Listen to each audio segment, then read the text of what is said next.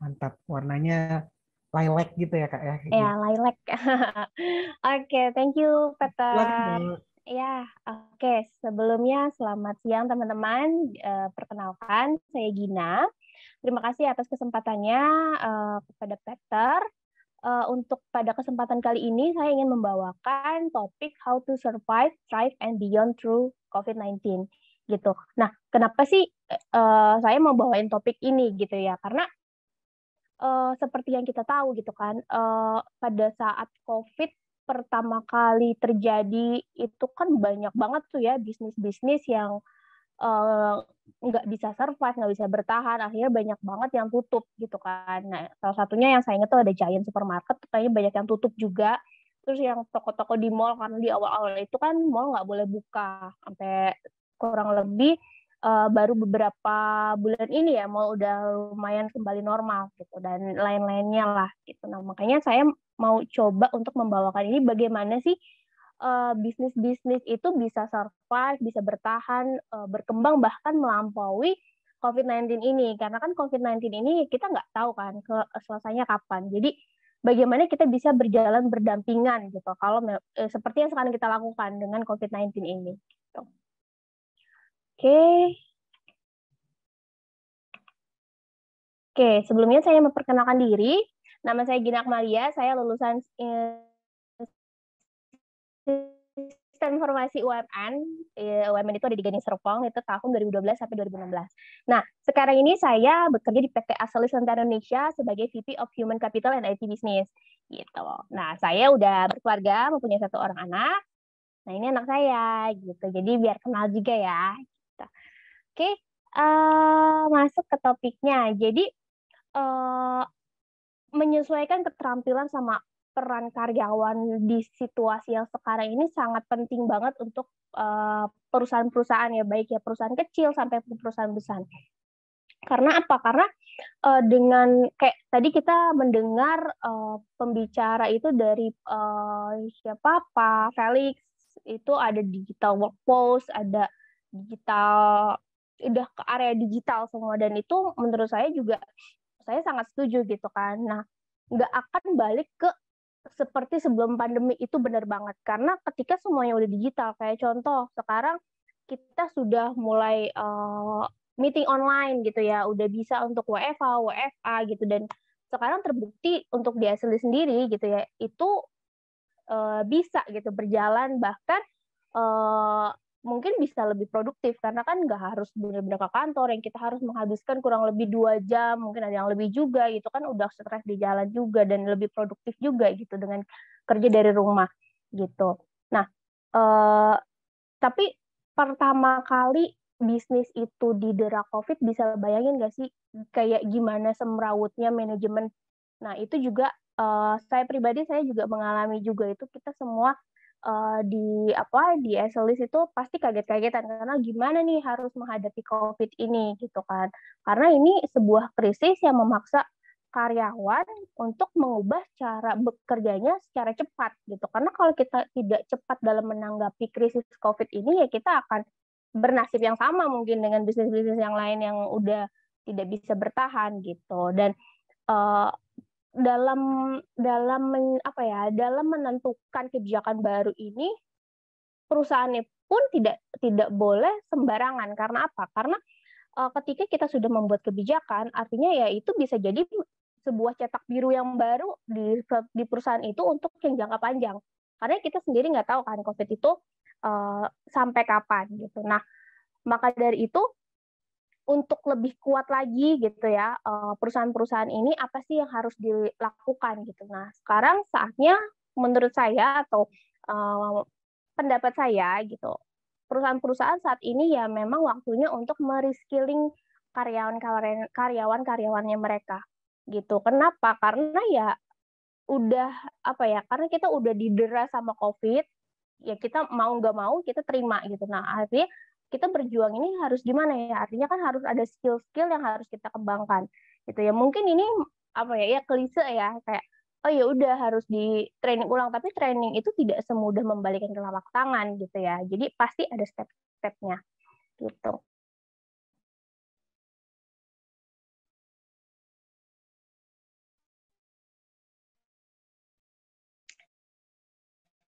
Nah, pada 2017 ada McKinsey Global Institute ini 5 juta pekerja harus 2030 karena adanya otomasi dan juga AI. Nah, jadi si McKinsey ini udah pernah apa ya, mengestimasikan gitu ya di 2030 nih memang semua pekerja, enggak semua, 14% itu pekerja pasti harus punya skill yang baru.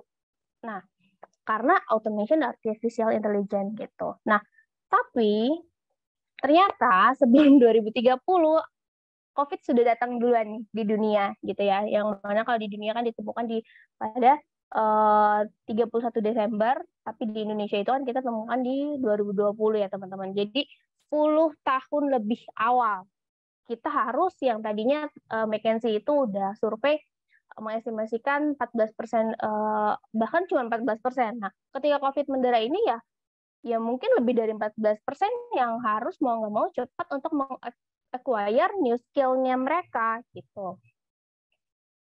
Nah, ini cuma bercandaannya aja. Kayak dulu itu kayak orang udah sakit parah sih ya.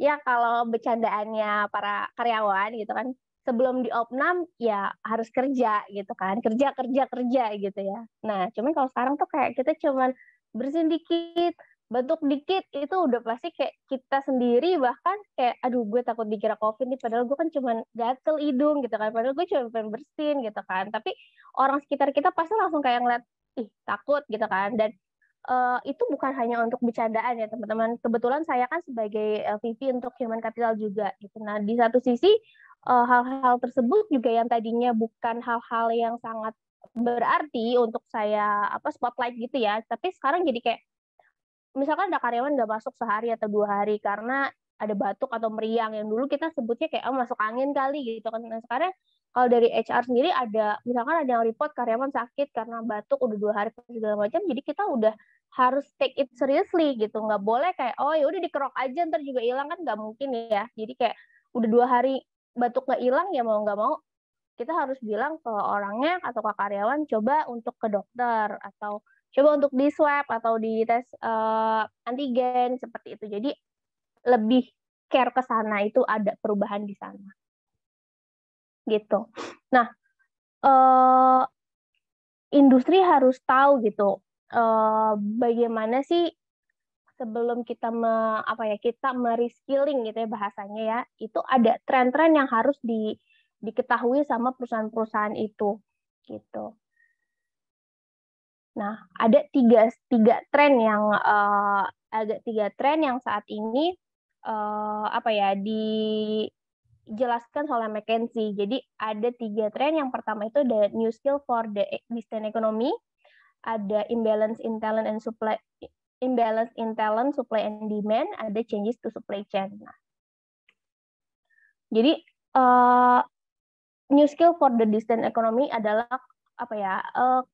kemampuan baru untuk ekonomi jarak jauh seperti itu mungkin ya bahasa Indonesianya. Jadi ya sekarang ini yang bisa kita lihat begitu ada COVID, rumah sakit orang pada takut ke rumah sakit gitu kan karena yang tadinya mungkin dia cuma mau cek aja tapi di sana ternyata ada pasien COVID dan segala macam jadi orang tidak mau datang ke rumah sakit. Artinya apa ya? Artinya namanya rumah sakit pasti kan ada bisnisnya juga ya di situ. Dia sebuah organisasi yang ada profit juga. Jadi ya dia harus memikirkan kalau misalkan orang nggak mau datang ke rumah sakit harus apa gitu kan.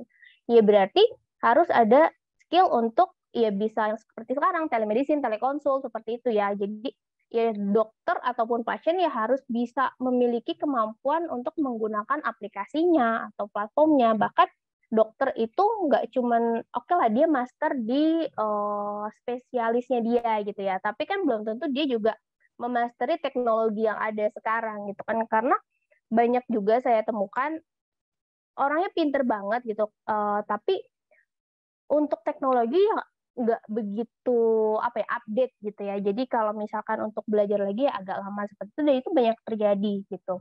Nah untuk gambar yang di sini kita bisa melihat kayak dokternya pun kayak ya entah di tubuh pasiennya ada virus yang baru atau komputernya nih ada virusnya gitu kan. Jadi ya itu skill-skill yang harus dimiliki oleh bahkan seorang dokter gitu. Jadi dia nggak cuma harus pintar atau memasteri spesialisnya, tapi dia juga harus up to date juga sekarang untuk teknologi yang digunakan. Nah, terus yang kedua itu ada ya sekolah dari rumah gitu kan. Kalau tadi kan memang yang dokternya gitu kan, yang memang yang menjalankan layanan servisisnya lah. Nah, kalau ini gurunya harus di-train untuk menggunakan platform meeting atau platform mungkin absensinya dia sekarang di sekolah, terus gimana caranya ujian ke anak-anak itu online seperti apa. Nah, mereka harus punya skill-skill yang baru. Itu yang harus kita pikirkan gitu. Nah, terus ada lagi nih usernya siapa? Usernya yang sekolah kan anak-anak. Bagaimana anak-anak ini bisa menguasai menggunakan misalkan laptop ataupun handphone sekarang. Nah, itu kan artinya ada banyak skill-skill yang harus kita pelajari ya dalam ekonomi jarak jauh saat ini.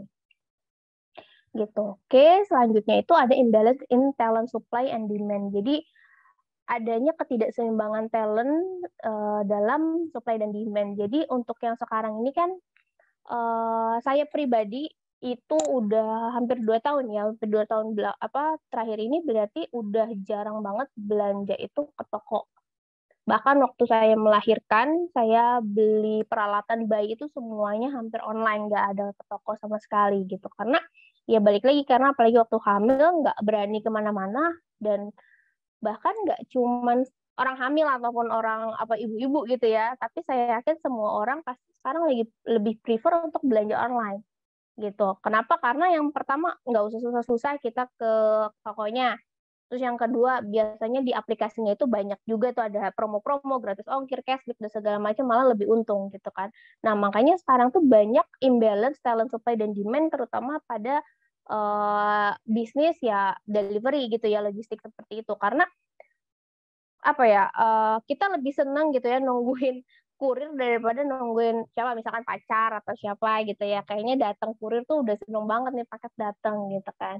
Nah itu yang terjadi, jadinya di perusahaan logistik ataupun perusahaan ekspedisi itu ada imbalance talent supply dan demand itu. Jadi demandnya banyak gitu ya, tapi yang bisa ya talentnya itu ya limited gitu. Nah, di sini ada artikel, saya ngambil artikel. Jadi konsumen yang memilih untuk berbelanja online itu meningkat dari 11% sebelum pandemi jadi 25% di awal 2021 gitu. Jadi kebayangkan berarti memang demand-nya itu udah semakin banyak gitu. Lalu slide selanjutnya ada changes to supply chain. Ini tren yang ketiga. Jadi tren yang ada sekarang ini adanya perusahaan-perusahaan itu ini kebanyakan mungkin area manufaktur ya. Jadi dia tuh sekarang ini ada tren untuk merelocate. Jadi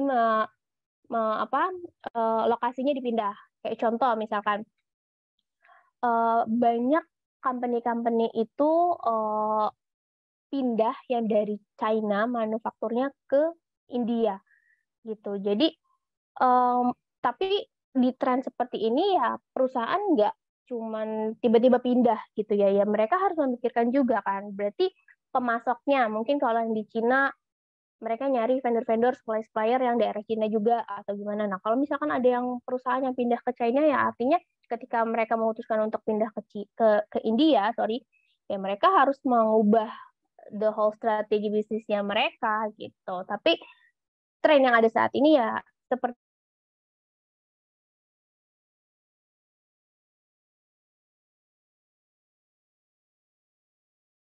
juga sumber dayanya juga banyak gitu. Oke, itu adalah overview di awal. Gitu. Nah ini untuk yang slide selanjutnya ini adalah 6 langkah untuk skilling. Jadi untuk mengupgrade skill dari karyawan di perusahaan gitu ya. Oke.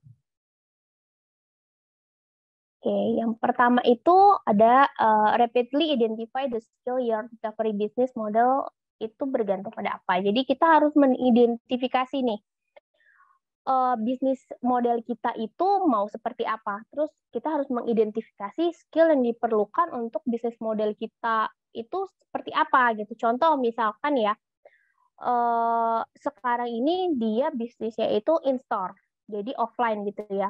Nah, terus ketika ada pandemi berlangsung, ya dia harus memikirkan, oke, ada pandemi, toko dia artinya tidak bisa berjalan atau beroperasional seperti biasa, dia harus merubah bisnisnya nih. Ketika dia merubah bisnisnya, misalkan menjadi home service seperti itu. Nah, itu apa aja tuh yang diperlukan? Misalkan kayak contoh klinik gitu ya, klinik offline, terus ketika ada pandemi dia tidak bisa beroperasional seperti biasa, jadi revenue atau penjualannya juga tidak bisa sama seperti yang dulu. Dia berubah nih, oke, kita muter otak, strategi bisnisnya berubah menjadi home service misalkan.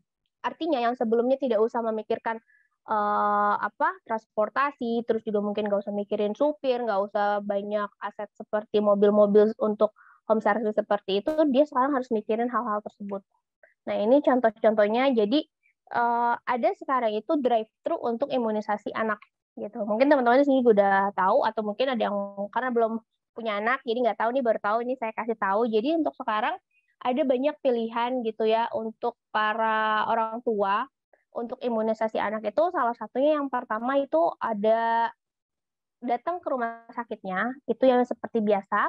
Ada juga yang datang ke rumah, dan juga ada yang drive-thru di rumah sakit.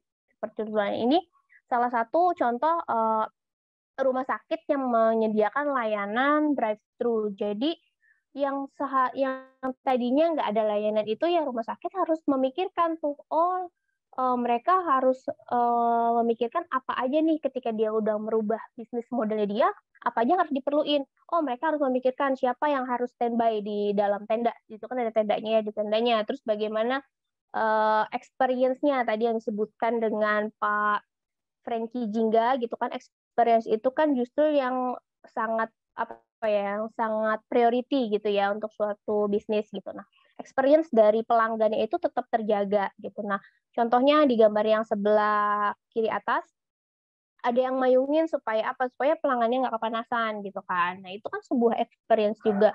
Nah, itu harus dipikirin juga tuh sama sama perusahaannya, bisnis apa, strategi bisnisnya mau seperti apa. Terus ada berapa orang di sana, terus bagaimana dengan mekanisme antriannya, terus biar orang nggak kelamaan nunggu, ada berapa tenda yang harus jalan, ada berapa banyak dokter yang harus standby. Nah, itu kan harus dipikirkan, tidak cuma sebatas ya udah saya sekarang mau jadi yang in-store, jadi drive-thru atau menjadi mau home service, nggak semudah itu teman-teman gitu. Nah, untuk yang di bawah ini contoh salah satu adalah home service imunisasi anak. Jadi orang atau dokternya tuh datang ke rumah. Jadi kebayangkan kalau di atas mungkin mereka bisa tinggal mindahin peralatan-peralatan dokternya atau peralatan-peralatan seperti timbangan, stetoskop dan lain itu ke tenda yang ada di sekitar rumah sakit. Nah, cuman kalau misalkan uh, salah satu ini kan namanya Imuni, itu dia ada salah satu klinik yang memang layanannya home service. Nah, itu mereka harus paham tuh, dokternya harus didampingi sama suster nggak gitu, terus peralatannya harus bawa apa aja nih, karena kan nggak mungkin kan kalau dia mau imunisasi anak, anak itu kan yang dipantau tumbuh kembang ya teman-teman. Jadi kalau misalkan mereka nggak bawa timbangan, mereka nggak bawa alat pengukur tinggi atau panjang gitu kan, nah itu terus anaknya bisa dikontrolnya seperti apa. Nah, itu harus dipikirkan oleh para perusahaan itu gitu. Jadi bisnis model berubah, yaitu skill-skill yang lain harus ditentukan juga. Jadi makanya rapidly identify your crucial skill lah untuk bisnis modelnya. Gitu. Lalu step yang kedua itu ada membangun skill critical untuk bisnis model yang baru gitu. Jadi di sini ada build a skill set-nya. Jadi di sini ada yang pertama itu ada expand the ability to operate in fully digital environment. Jadi digital environment ini memang saat ini kita tidak bisa hindari. Jadi udah nggak ada lagi tuh orang yang emang nggak mau belajar gitu ya, itu udah nggak bisa lagi tuh teman-teman kita, udah nggak bisa lagi untuk kayak ya udahlah ntar juga ngerti sendiri, itu udah nggak bisa. Karena apa? Karena sekarang itu semuanya udah hampir digital ya gitu. Jadi nggak bisa nih kalian udah kayak entar aja deh gue belajar digitalnya gitu kan, kayak belajar cloud storage tuh kayak gimana sih, platform untuk meeting tuh kayak gimana sih, mungkin Slack kayak tadi ya yang disebutin sama Grab dia kan pakai Slack, terus dia juga ada pakai apa work a day seperti itu ya. Nah, itu harus dibelajarin berarti dari sekarang gitu. Jadi kita tidak bisa apa ya, menghindari untuk kita harus up to date untuk teknologi seperti itu. Nah, isu-isu yang terjadi di perusahaan itu banyaknya menurut saya itu adalah yang di sini, digital environment ini. Memang sebenarnya kita mendengarnya mungkin karena kita kebanyakan di sini karyawan SLIS. Jadi dan kebetulan SLIS ini bergerak di bidang IT. Jadi nggak terlalu susah untuk kita mengadaptasi digital environment. Tapi bayangin deh untuk kayak contoh pabrik-pabrik gitu ya yang biasanya mereka nggak pernah ketemu laptop atau komputer atau HP aja mungkin pakainya yang seadanya itu ketika udah digital environment ya mereka pasti itu akan sulit sekali mereka untuk mengadaptasi digital environment itu. Makanya di dalam topik ini McKinsey itu sangat apa ya sangat mengambil topik ini serius karena ya bisnis itu banyak bidangnya nggak cuman IT dan untuk digital environment ini bisa menjadi salah satu isu yang sangat krusial bagi perusahaan-perusahaan yang di non IT gitu.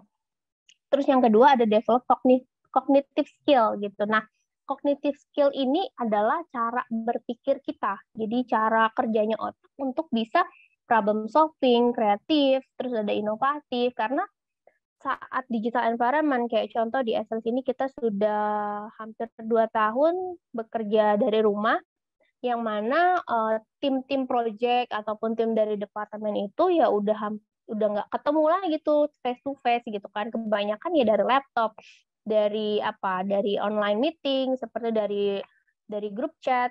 Nah itu gimana caranya perusahaan itu bisa tetap mendevelop cognitive skill-nya employee gitu untuk mereka bisa tetap dilatih gitu untuk problem solving-nya gitu. Nah biasanya ini yang harus dipikirkan juga dan ini biasanya untuk diperuntukkan untuk para leader-leader atau supervisor yang area manager level lah seperti itu. Terus yang ketiga itu set skill yang harus di-build itu adalah social dan emotional skill-nya gitu. Karena emotional skill ini sangat penting sekali untuk kita yang bekerja dari rumah. Karena apa? Karena yang tadi mungkin topik pertama yaitu Pak Iwan itu kan ada membahas tentang biar kita tetap apa ya tetap sehat gitu ya tetap waras saat kita bekerja dari rumah saat pandemi ini berlangsung itu harus seperti apa. Nah ini sebenarnya emotional skill di sini caranya gimana mungkin tadi kan ada berolahraga ada berpikir positif seperti itu. Nah itu harus tetap di build skillnya gitu supaya apa supaya tidak mempengaruhi produktivitas dari kerjaannya gitu karena emotional skill ini sangat berpengaruh sekali. Kalau untuk pengalaman saya pribadi ketika misalkan saya menghadapi ada isu gitu ya di perusahaan ketika emosional saya itu lagi kurang baik atau saya lagi stres saya nggak bakal bisa dapetin solusi yang menurut saya itu memang oke nih gitu kan. Pokoknya benar-benar itu buntu banget gitu solusinya. Tapi ketika emosi saya itu udah slowing down, udah bener-bener fresh, udah nggak stres lagi ketika saya mikir, oh masalahnya ternyata cuman itu loh, harusnya bisa nih diselesaikan dengan solusi yang A misalkan. Gitu. Jadi itu sangat benar-benar mempengaruhi kita, emosi kita itu mempengaruhi dalam kita mengambil suatu keputusan gitu. Jadi makanya biasanya orang kalau lagi marah-marah disuruh dinginin kepala untuk bisa berpikir jernih. Nah, itu emang benar gitu. Nah, terus yang ketiga, yang terakhir ada build adaptability and resilience skill. Nah, resilience skill ini nih yang jadi highlight. Jadi saya sering ngobrol sama Pak Matius. Pak Matius itu sering banget cerita gitu ya tentang resilience skill ini. Jadi kalau dianalogikan itu resilience itu kan ketahanan ya. Jadi dianalogikan Pak Matius itu suka menganalogikan tiap orang ini punya per atau pegasnya tuh masing-masing. Ada orang yang memiliki resilience-nya tuh tipis, artinya ketika dia diterpa masalah, misalkan masalahnya nggak terlalu besar gitu, karena resilience-nya dia tipis, ketika dia ditarik dan lalu dilepas lagi, itu kan pernya kan nggak akan kembali normal gitu kan. Kalian kan suka tahu kan kayak apa per ataupun pegas itu kan kalau ditarik biasanya dia kembali normal untuk satu tenaga yang ditentukan gitu ya. Kalau misalkan pernya tipis kayak pegas yang ada di dalam pulpen tuh itu kan tipis ya. Nah, kalau misalkan kalian tarik banget, nah pas kalian lepas itu kan bisa jadi dia melar gitu, nggak balik ke awal. Nah, itu resilience-nya orang juga bisa dianalogikan seperti itu. Ketahanan kita terhadap kita tuh diterpa masalah tuh, ketahanan kita tuh sekuat apa sih gitu.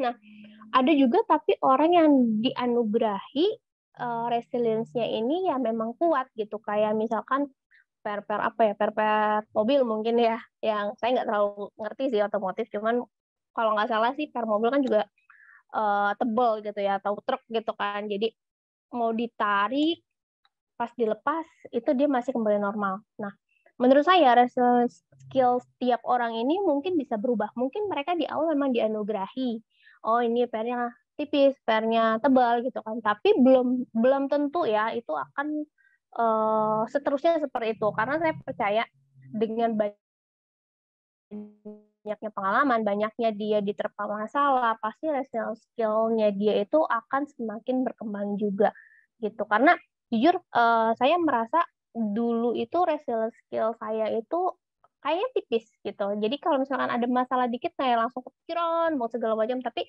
begitu ya namanya kita bekerja pasti ada aja isu-isu yang terjadi di kantor atau isu-isu yang terjadi di rumah atau yang di lingkungan itu membuat kita jadi berkembang, sehingga ketika ada masalah lagi saya kayak ngerasa oh saya dulu udah pernah nih yang lebih parah, jadi resilience saya tuh udah lebih tebel lagi dari sebelumnya gitu. Oke.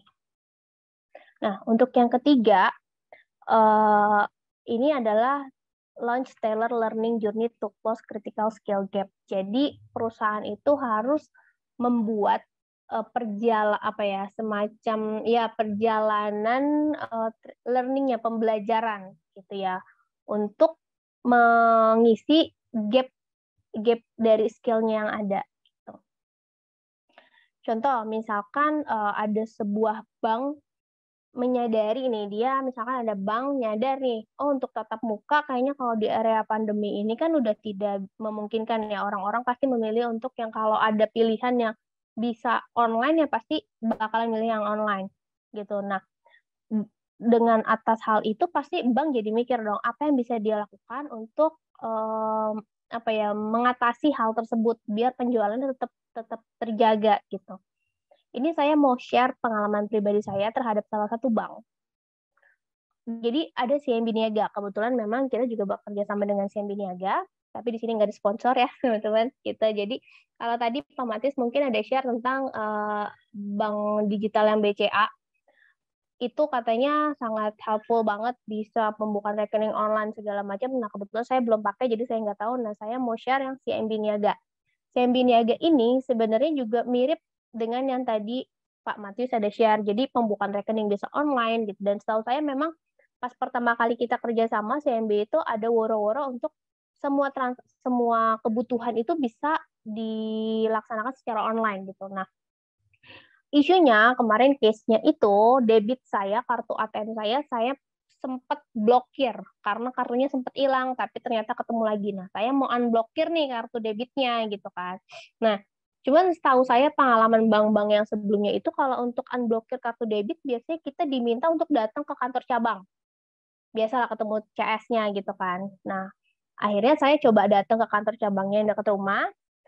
Nyampe di sana saya ditemuin sama satpam, biasa diukur suhu gitu kan, kalau pandemi kan sekarang kayak gitu diukur suhu. Nah ini satpamnya juga belajar lagi ya bagaimana mereka harus berkomunikasi untuk mengecek suhunya, terus untuk mengecek oh keperluannya apa gitu kan, untuk bisa mengatasi kayak antreannya udah full nih, gimana caranya dia bisa menahan pelanggannya tanpa melukai perasaan gitu ya. Jadi caranya yang sopan gimana gitu. Nah, satpamnya kemarin akhirnya nanya saya keperluannya apa, dia bilang saya harus nunggu 4 jam karena antriannya penuh di dalam.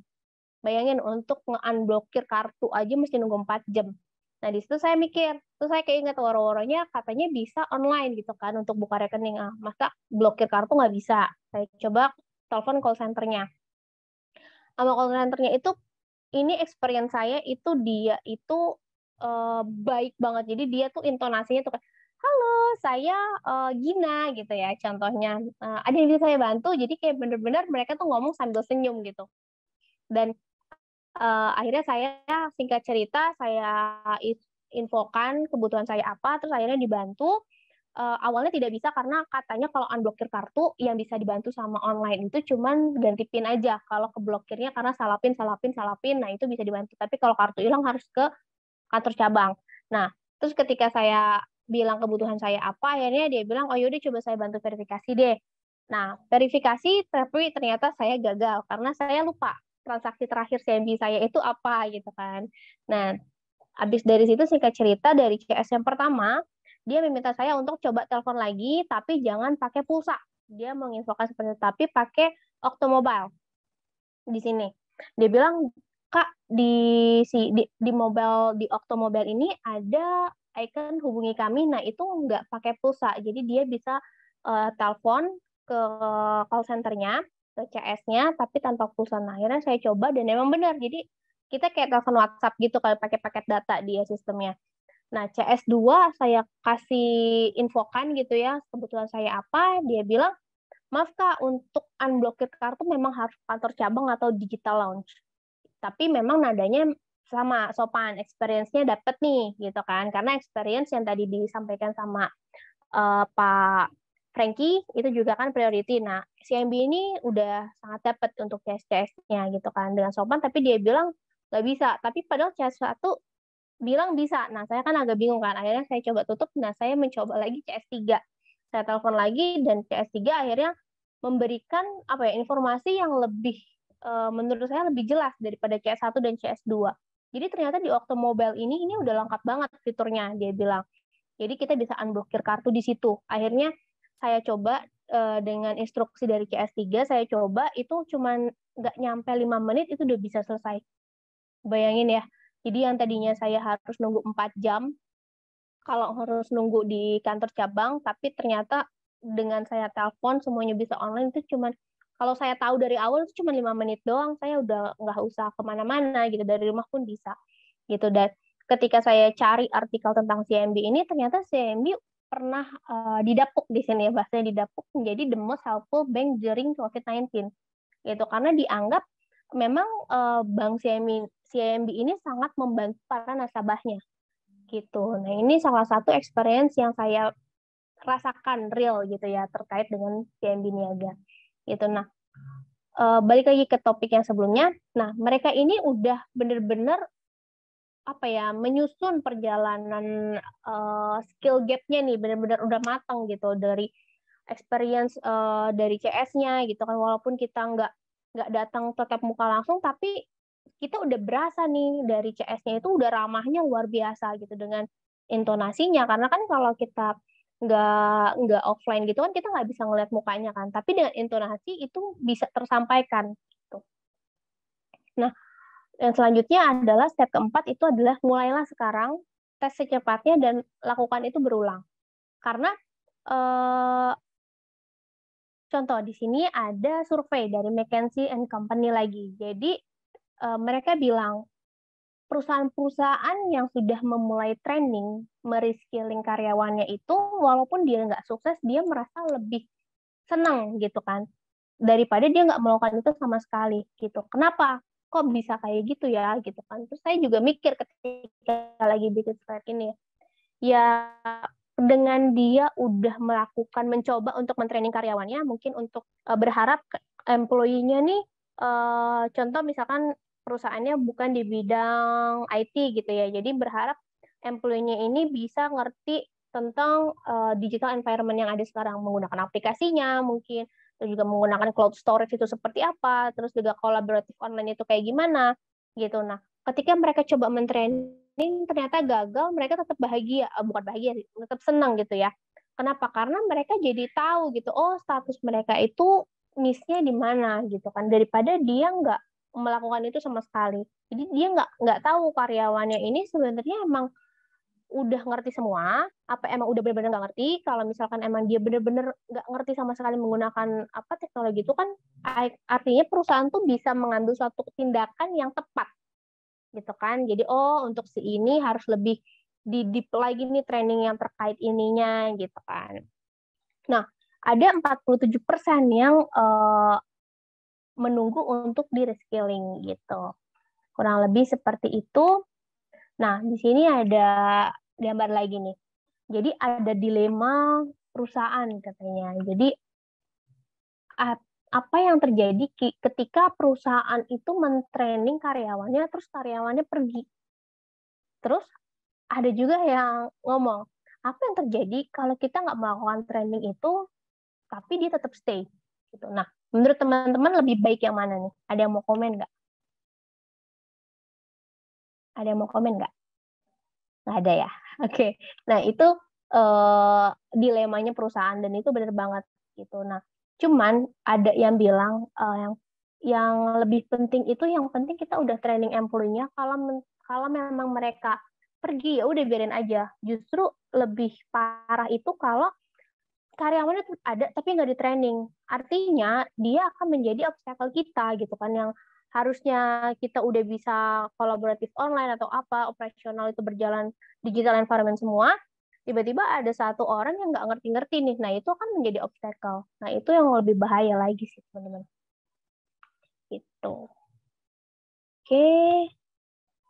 Nah, yang kelima itu berperilakulah seperti perusahaan kecil yang dapat memberikan big impact gitu. Nah, kenapa sih seperti ini? Karena dari survei McKinsey juga dia bilang perusahaan-perusahaan kecil itu presentasi sukses untuk mentraining reskilling karyawannya itu lebih besar daripada perusahaan-perusahaan besar gitu. Kenapa?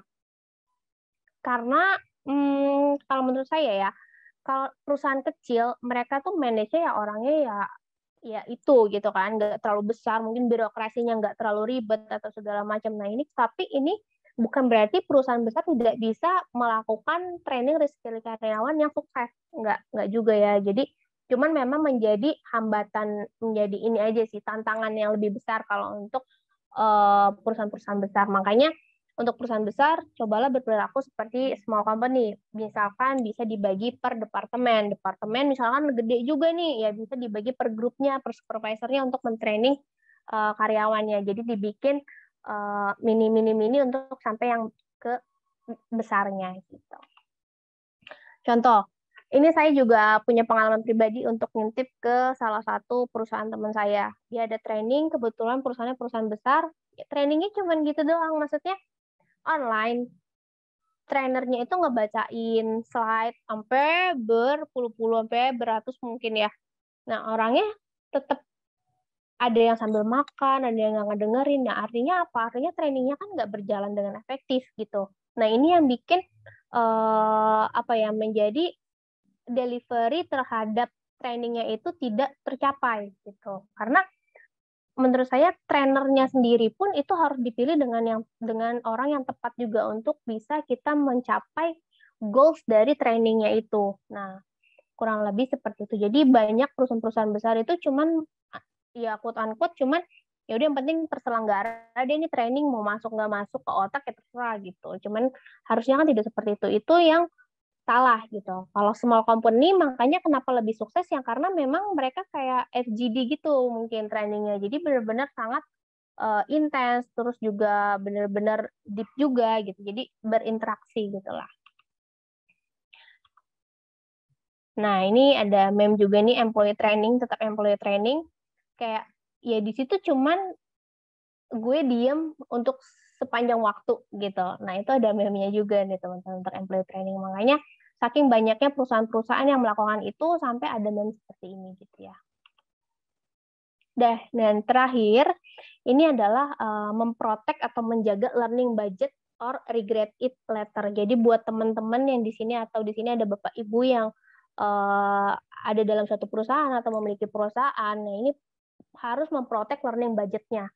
Jangan sampai kayak gini, nggak ada uang untuk training budget gitu kan. Karena apa? Karena training budget yang tadi kita sudah bahas itu sangat penting untuk kita bisa bertahan di era pandemi ini gitu ya. Karena ada gap antar skill dari karyawan dengan digital environment yang sekarang ini harus kita isi, dibandingkan kita harus meng-hire new employee yang belum tentu sesuai dengan culture-nya perusahaan, atau belum tentu dia bisa sebaik dengan orang yang udah ada sekarang yang menguasai proses bisnisnya gitu. Lebih baik kita mentraining atau mereskilling karyawan-karyawan yang memang udah ketahuan nih, oh kerjanya bagus, proses bisnisnya paham, tapi kurangnya dia mungkin nggak ngerti tentang digital environment-nya itu kurang. Nah, mendingan kita reskilling orang yang seperti itu.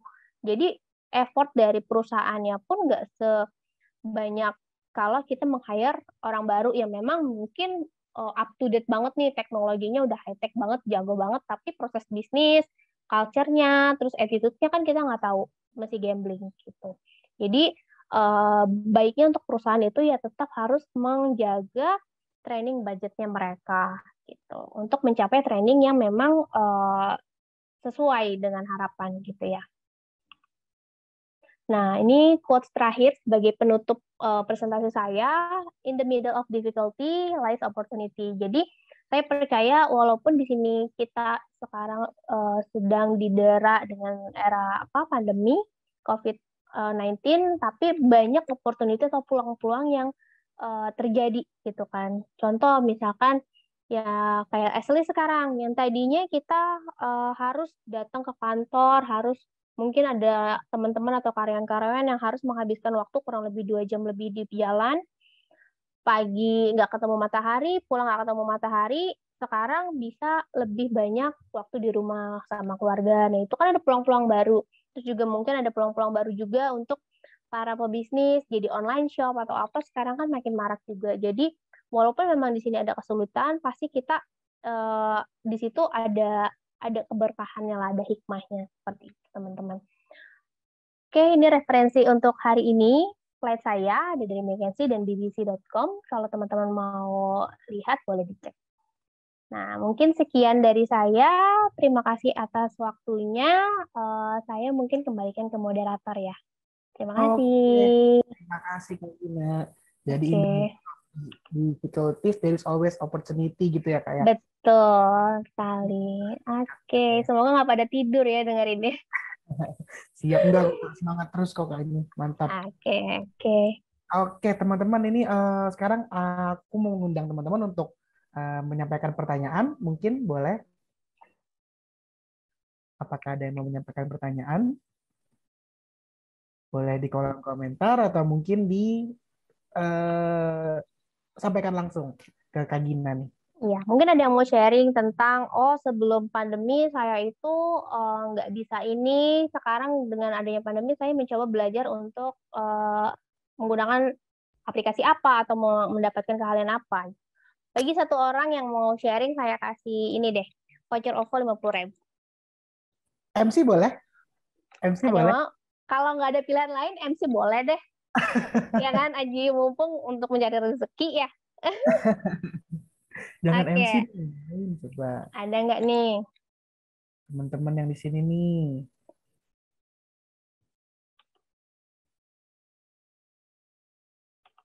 Waduh, Coba tuh Mas Gusti. boleh. Ya Mas. Oke, saya Dua cuma yang mau. sharing aja Mbak ya. Iya, Mas. Udah saya tanya kok. Silakan Mas Oke, Gusti. nih yang tadi saya Mbak Gina singgung kan terkait dengan masalah pandemik ya. Kita lihat dari sisi positifnya mungkin Mbak ya. Yang saya lihat ini kebanyakan sih para korban-korban ya, dan tanda kutip korban-korban yang kena efek dari pandemik ini, baik dari tenaga kerja maupun dari rumah tangga ya, ibu rumah tangga dan sebagainya itu dengan adanya pandemi, dia kan harus terpaksa ya. Orang yang biasa dalam tekanan dan terpaksa itu biasanya berpikirnya lebih kreatif ya, berpikir lebih kreatif, berpikir lebih jernih, lebih matang gitu kan, karena dia pikir ini udah resiko berat nih, kalau nggak kita ambil jalan keluarnya kita akan terus-terusan seperti ini gitu kan. Ya. Sehingga dampak positif yang saya lihat saat ini tuh banyak ya para pengusaha sekarang tiba-tiba jadi pengusaha dadakan ya, istilahnya kayak tahu bulat ya, pengusaha Iya, tahu benar. bulat gitu kan, dadakan. Terus ibu rumah tangga juga sekarang banyak berbisnis dengan adanya aplikasi semacam GoFood ya, GoFood, Shopee Food. Jadi banyak tuh rumah-rumah sekarang tuh banyak yang bekerja sama ya dengan beberapa merchant tersebut ya. Jadi Betul. dampak yang saya lihat saat ini sih banyak orang yang jadi kreatif ya, inovatif, Betul. dan melihat peluang secara cermat sih. Itu sih. Ya, jadi benar ya apa kata Albert Einstein ya, Mas? Benar. In the middle difficulty lies opportunity. Buat. Mantap. Oke, terima kasih ya Mas Ya, Gusti. sama-sama. Nanti hubungi panitia ya untuk nomor telepon.